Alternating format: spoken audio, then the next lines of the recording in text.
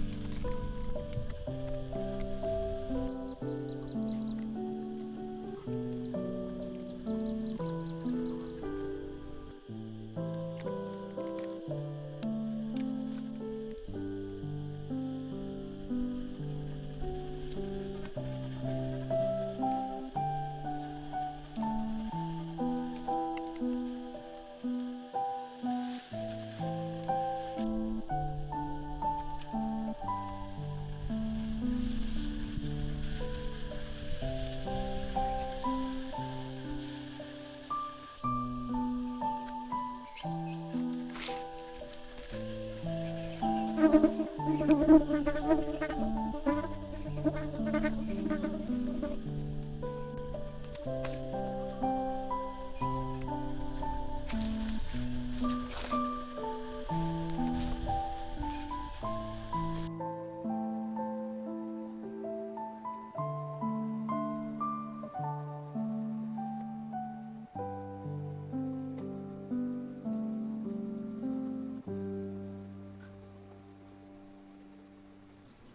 ơi, bà sợ quá, bà không được cài quần áo luôn bà.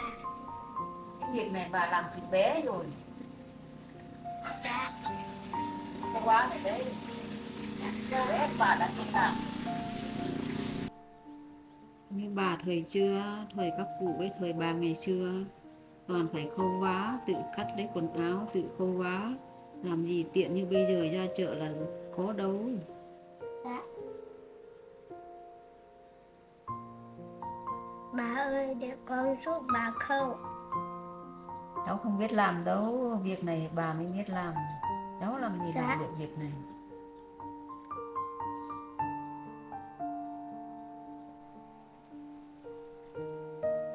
Hôm nào bà may cho Phúc một bộ quần áo mới nhá. Phúc có thích không? Con có ạ. Ừ. Ha ha. Con thích lắm bà. À, thích thì bà may cho. Dạ vâng.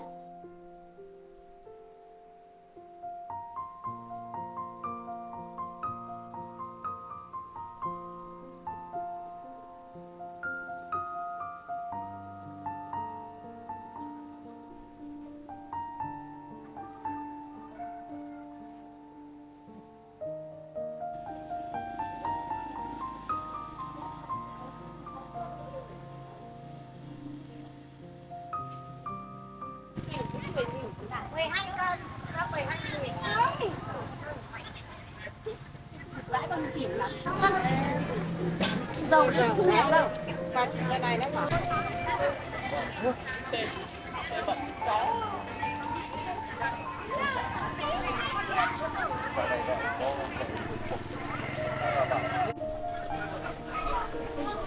Anh lên cho còn mua không ta chỉ kể.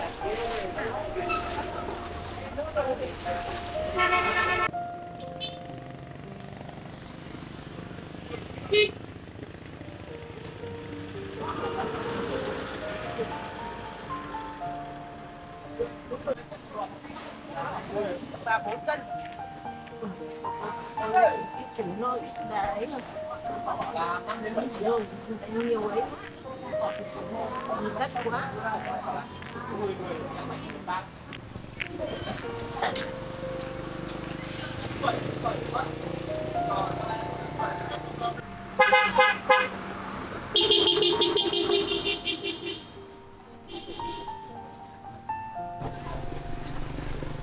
Bác chuyển cân cháu.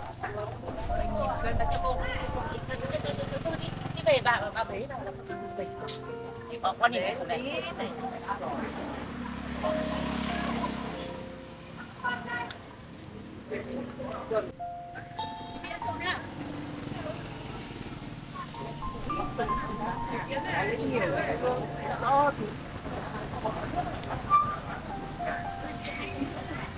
Đấy, họ lên 4 cân cơ mà. Ui bạn. Đi đi. À đánh nhiều. Đấy ổ ấy. Giờ tôi cũng mua cho. Vâng bác nào. Bao nhiêu được bà? 40.000.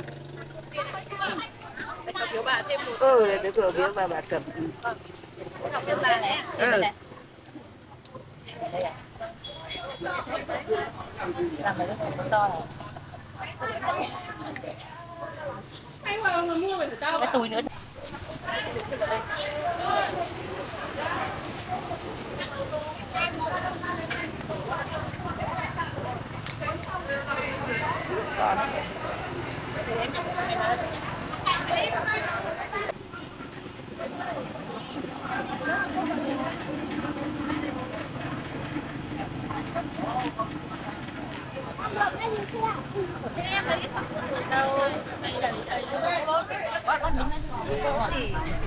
Con này.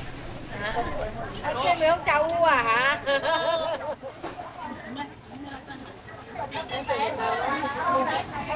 Mỗi một người đi bán để quay thôi thì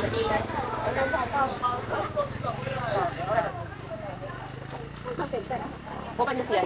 Để con đừng ra đấy để yên là phải trả tiền đâu, con xe đấy.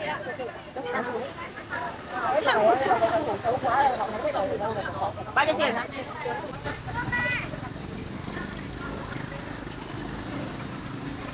Đó hết à? Còn đây.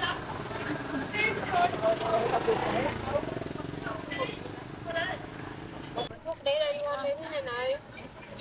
Có cà đây. Mua chè đã. Mua chờ. Mua nguyên đô thôi. Đâu thì đây em này. Thấy đâu đây?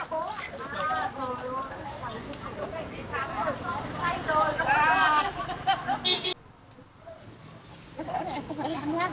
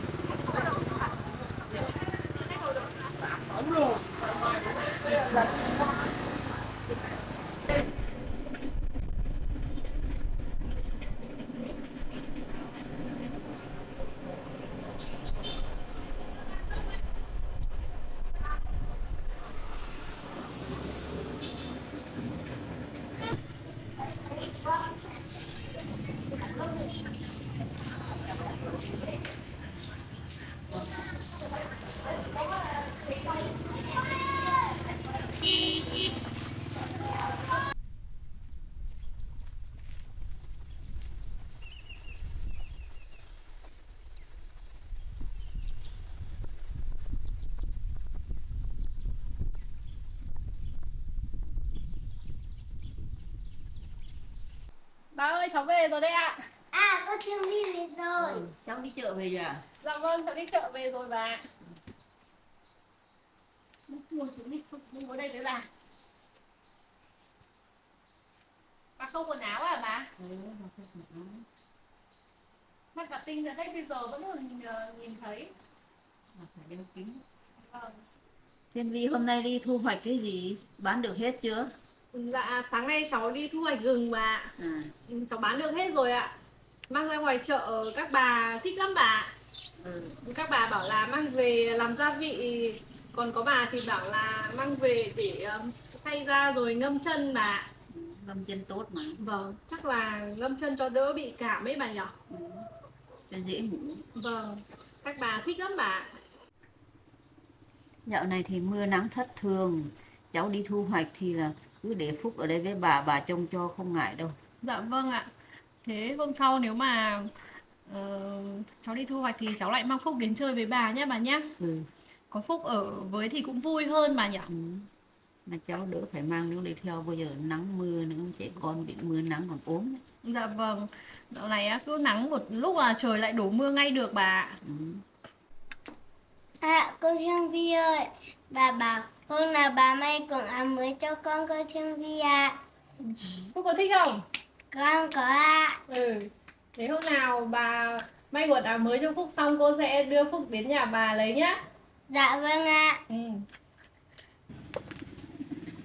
À bà ơi, hôm nay cháu đi chợ về cháu có mua hộp sữa biếu bà. Cháu tìm hiểu thì mọi người bảo là sữa này tốt cho xương khớp lắm. Hôm trước cháu thấy bà đau lưng thế nên là cháu mua hộp sữa này về cho bà ạ. Bây giờ cháu vừa mới làm nhà ở, còn lo cuộc sống sau này nữa, làm sao mà chi tiêu tiền lại mua quà cho bà thế này thì cháu lấy tiền đâu mà sắm sửa. Dạ cũng không đáng gì đâu bà. Tại vì là cháu thấy bảo là tốt cho xương khớp thế nên là cháu mua về cho bà. Bà chịu khó uống nha bà nhé. Lần sau không phải mua cho bà nữa nhé. Dạ vâng, thế bà cứ nhận hộp sữa này cho cháu vui ạ.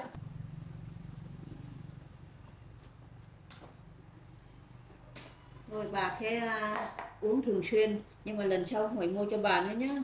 Dạ vâng ạ. Thế bà chịu có uống thêm là có đỡ không nha bà nhá. Ừ. Hôm nay ở ngoài chợ cháu thấy các bà nói là sữa này tốt lắm bà. Nhưng mà cháu còn phải chi tiêu nhiều thứ, mua cho bà thế này thì lấy cái gì mà chi tiêu. Không sao đâu bà. Bà ơi, bà chịu khó uống sữa, cô Thương đi mua nó nhé. Bà sẽ uống thường xuyên, bà cảm ơn hai cô cháu nhé. Dạ vâng ạ. Mà bà ơi, thôi cũng muộn rồi, bà nghỉ nấu cơm ăn đi bà. Cháu với Phúc cũng đi về ở trên trang trại đây ạ. Thế hai cô cháu đi về nhé. Dạ vâng, hôm nào cháu với Phúc lại qua thăm bà sau nhé bà nhé. Hôm nào con đi thu hoạch thì xuống bà chơi. Dạ vâng. Thôi đi Phúc, hai cô cháu mình về đi. Dạ vâng ạ. Con chào bà, con về. Phúc về nhá. Dạ vâng. Về đây bà.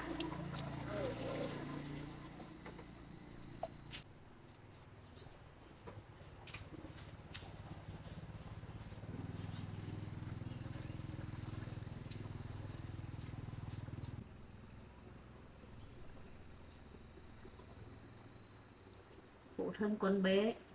Hôm trước thằng chồng nó bên lên tìm quấy rối, nhưng mà mình không dám nói thật. Cuộc sống bây giờ mới dần ổn định. Bây giờ mà mình nói ra cho nó biết thì chắc nó lại suy nghĩ nhiều.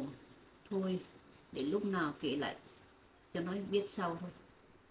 Không biết đến bao giờ thằng chồng cũ mới để cho nó yên được.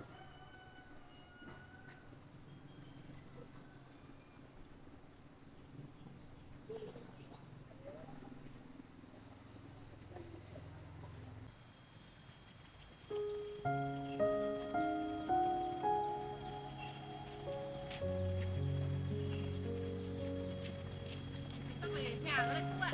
Dạ.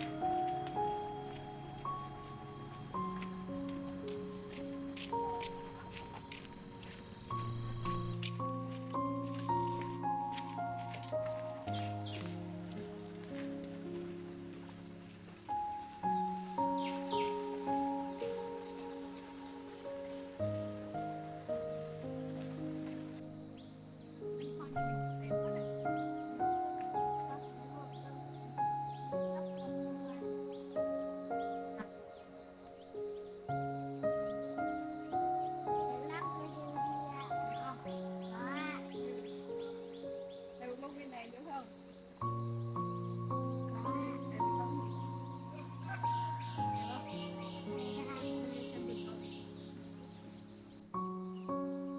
Phúc ơi, đây là rau mùng tơi của cô cháu mình. Chắc vài hôm nữa là cô cháu mình cũng sẽ có rau ăn đấy. Dạ vâng. Cái này tốt quá này. Dạ.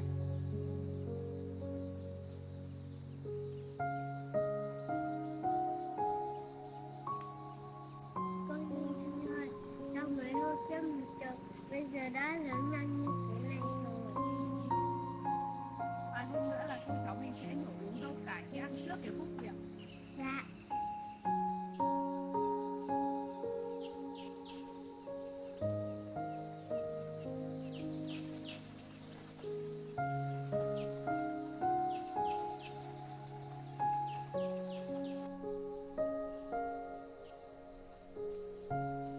Ôi, con đi thôi. Ở trước có con sâu to quá kìa.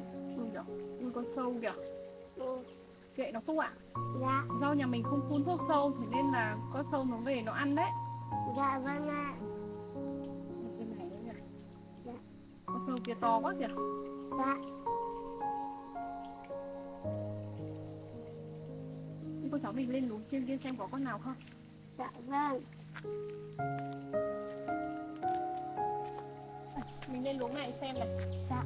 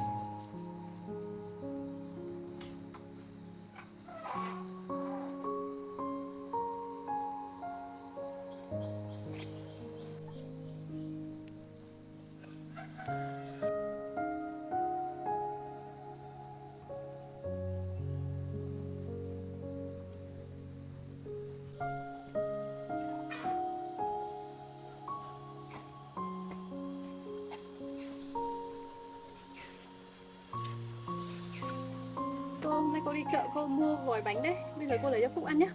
Dạ vâng ạ.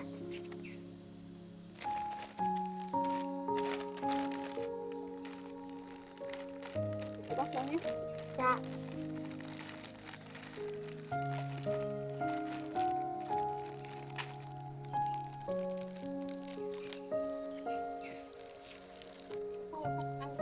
Dạ vâng ạ. Ngồi ăn xong rồi hai cô cháu mình nghỉ một lát rồi Phúc vào học bài. Cô sẽ đi nấu cơm, cô cháu mình ăn nhé. Dạ vâng ạ. Cô ăn đi. Dạ. Bánh ngon không? Có ạ.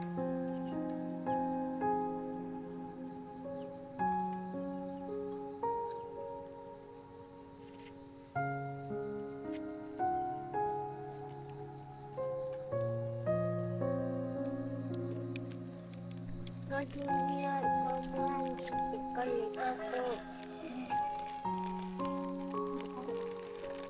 Rồi để cô tự bóc nhé. Dạ vâng ạ. Cô ăn nữa đi. Dạ.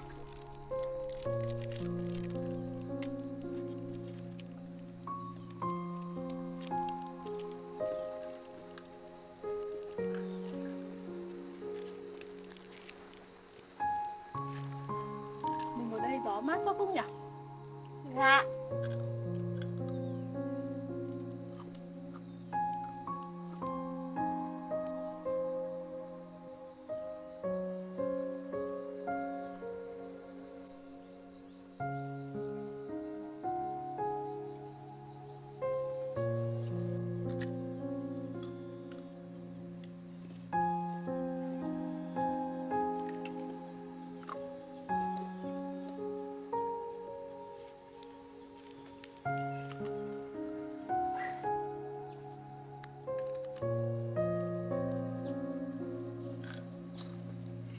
Ăn đi Phúc, ăn tiếp đi. Dạ vâng. Bánh ngon đúng không? Dạ. Phúc ăn hết rồi cô cháu mình vào nhà học bài nhé. Dạ vâng ạ. Ăn hết rồi thì cô sẽ bê bàn học ra góc kia cho Phúc ngồi cho thoáng nhé. Dạ. Phúc ngồi đấy học trong mát nhỉ? Dạ vâng ạ. Thế thì hai cô cháu mình đi dọn bàn học đã. Dạ vâng.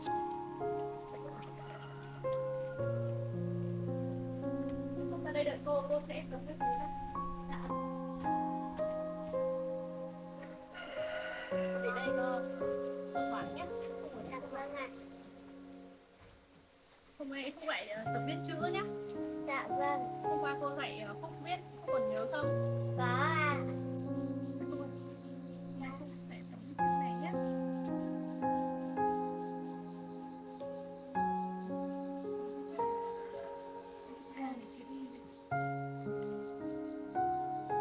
Hôm qua mình đã tập viết được 2 trang rồi. Phúc đã quen tay chưa?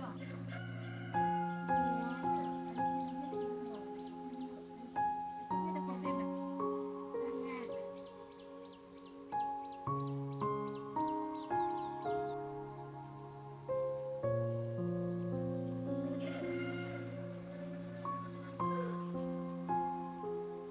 Từ từ nó sẽ đẹp hơn Phúc ạ. Dạ. Viết chậm chậm.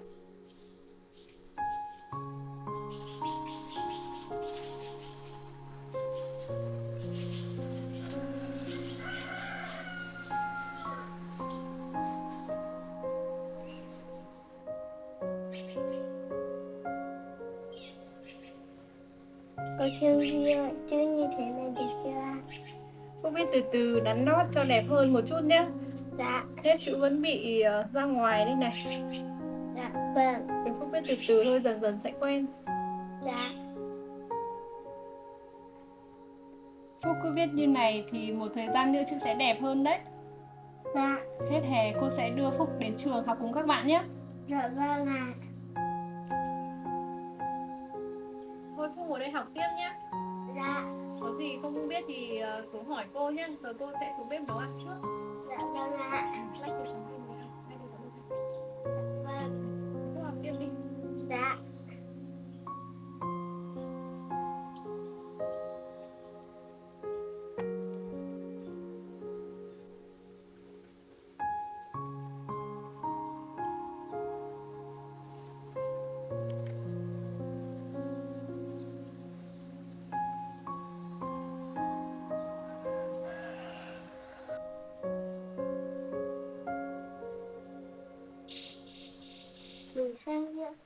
thật đẹp để không phụ lòng cô Dương Phi.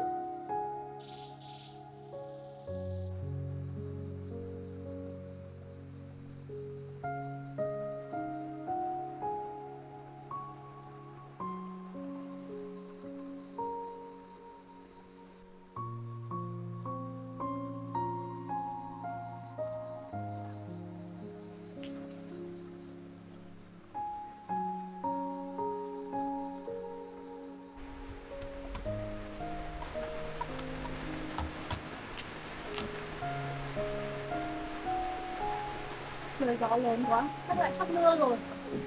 Phúc ơi, Phúc kéo bàn học vào không mà mưa ướt nha Phúc nha, trời sắp mưa rồi đấy.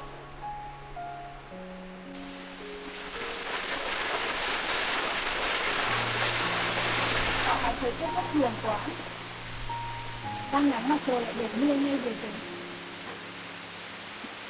Nên là mình phải chắc đi thu hoạch về sớm.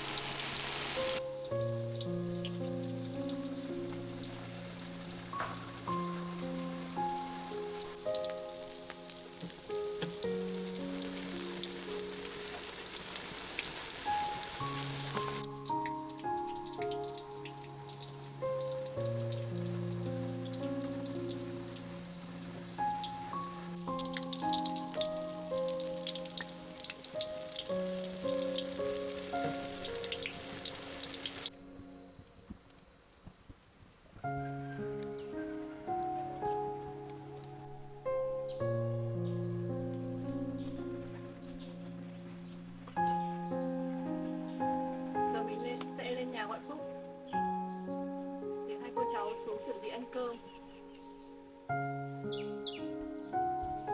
Phúc ơi, Phúc biết được nhiều chưa? Con biết được nhiều rồi. Đâu để con xem nào.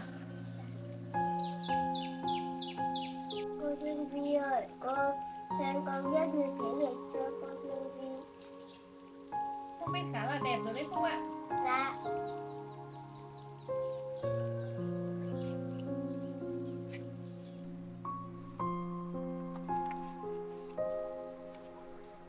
Phúc biết khá là đẹp rồi đấy Phúc ạ. Dạ.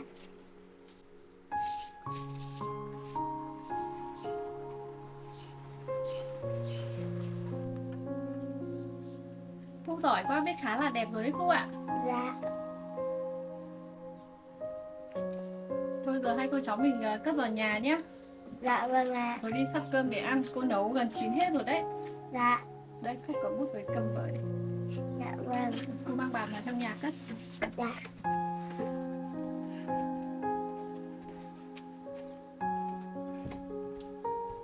Cháu mình cùng với bát cơm thôi.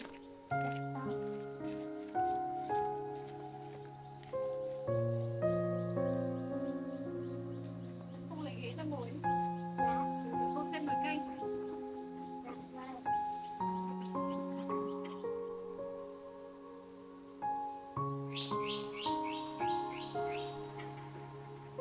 Canh cũng gần chín rồi đấy Phúc ạ.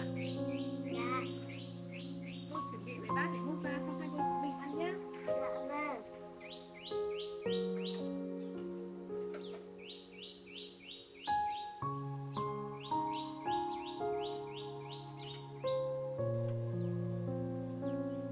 Cô Thiên Vi ơi, thì cô lấy bát xuống giúp cô ạ. Đây này, bát ở đây. Này Phúc ra đây lấy giúp cô nhé.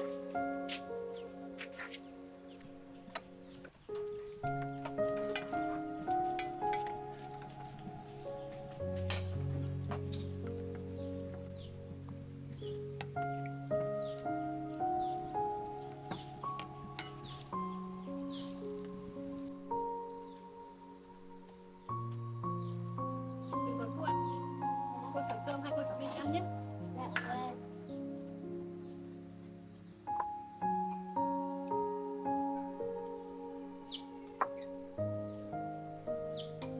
Cơm của Phúc ạ.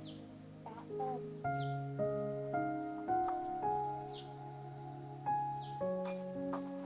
Để cho cháu mình ăn. Dạ. Con mời cô Thiên Vi ăn cơm. Cô mời Phúc ăn cơm nhé. Dạ.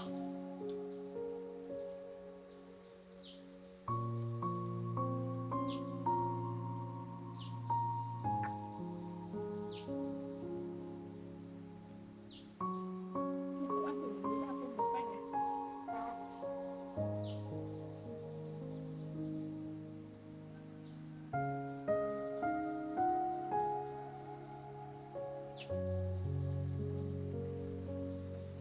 Bí này ngon quá cô Thiên Vi ạ. Bí này là hôm trước cô với Phúc đi thu hoạch xong là cô để dành đấy. Dạ. Phúc ăn đi. Dạ vâng.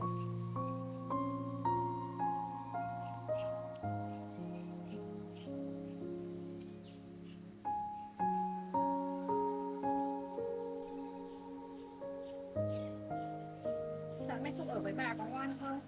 Có. Phúc có giúp bà làm việc không? Con có. Phúc làm gì? Phúc làm Con gì? quét nhà. Quay nhà giúp bà. Dạ. Phúc ăn lắm. Rồi cô xin Phúc. Dạ. Phúc ăn đi. Dạ vâng.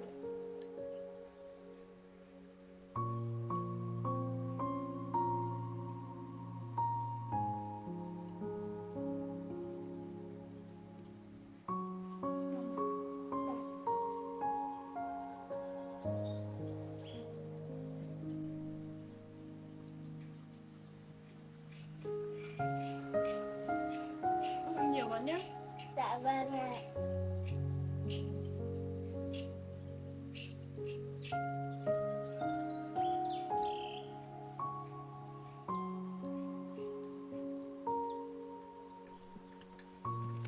Cô gắp cho Phúc miếng thịt này.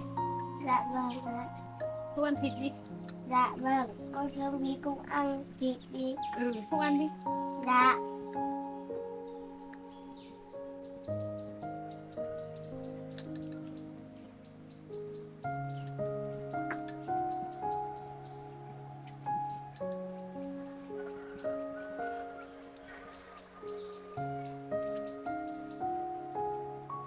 này thơm quá không nhỉ? Dạ.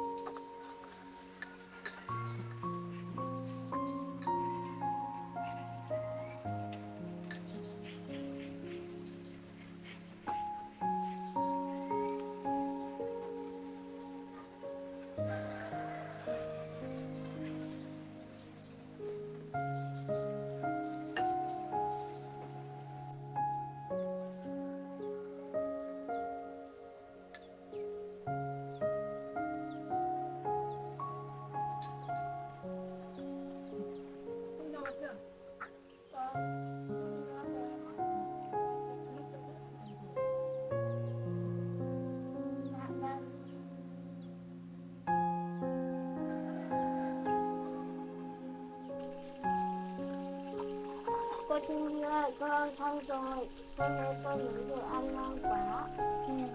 Cô ăn no chưa? Dạ, rồi ạ. Thế thì ăn xong rồi thì để cô dọn nhé. Dạ vâng.